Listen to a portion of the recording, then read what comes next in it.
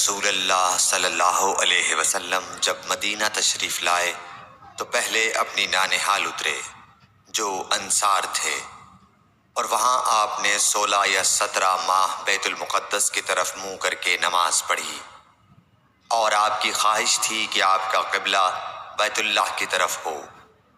جب بیت اللہ کی طرف نماز پڑھنے کا حکم ہو گیا تو سب سے پہلی نماز جو آپ نے بیت اللہ کی طرف پڑھی عصر کی نماز تھی۔ وہاں آپ صلی اللہ علیہ وسلم کے ساتھ لوگوں نے بھی نماز پڑھی۔ پھر آپ کے ساتھ نماز پڑھنے والوں سے ایک آدمی نکلا اور اس کا مسجد بنی حارثہ کی طرف گزر ہوا تو وہ لوگ رکوع میں تھے۔ وہ بولا کہ میں اللہ کی گواہی دیتا ہوں کہ میں نے رسول اللہ صلی اللہ علیہ وسلم کے ساتھ مکے کی طرف منہ کر کے نماز پڑھی ہے۔ یہ سن کر وہ لوگ اسی حال میں بیت اللہ کی طرف گھوم گئے، اور جب رسول اللہ صلی اللہ علیہ وسلم بیت المقدس کی طرف منہ کر کے نماز پڑھا کرتے تھے، یہودی اور عیسائی خوش ہوتے تھے، مگر جب آپ نے بیت اللہ کی طرف منہ پھیر لیا تو انہیں یہ امر ناگوار ہوا۔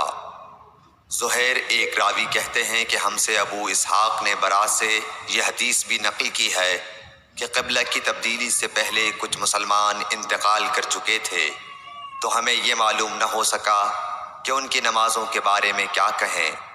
تب اللہ نے یہ آیت نازل کی، وَمَا كَانَ اللَّهُ لِيُضِيعَ إِيمَانَكُمْ، سورہ بقرہ آیت نمبر 143۔